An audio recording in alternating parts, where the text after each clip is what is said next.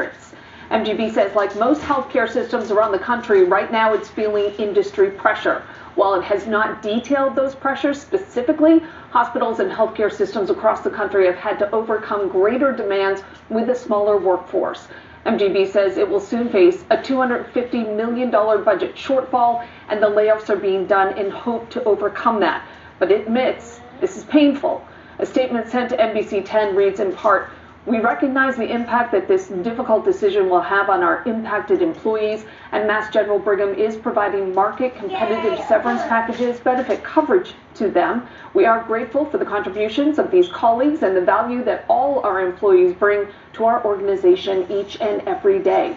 Now, the statement does give us an idea of the restructuring that will take place within MGB. The layoffs will impact non-clinical and non-patient facing roles, and certain management and administrative positions will be consolidated. Well, you knew it was only a matter of time before one of the big corporates tried to figure out how they could lay off a bunch of people, mass layoffs without severance. And it appears Meta's going to be the one that tests this.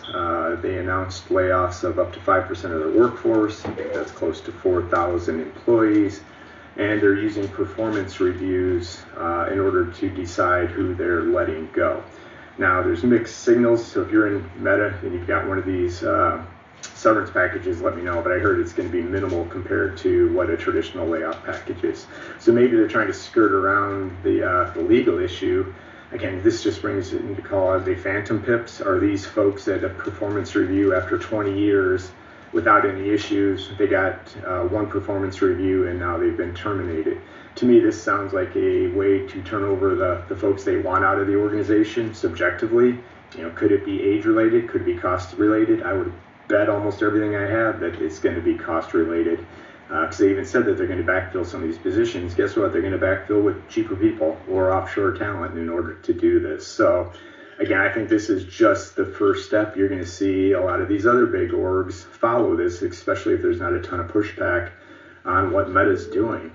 Curious to see if this is legal, right? Our employment attorney, Craig Levy, I wonder if he's got any thoughts of, you know, if this is legal, especially if this was a phantom PIP or the first time in 20 years you've been written up and now you're terminated.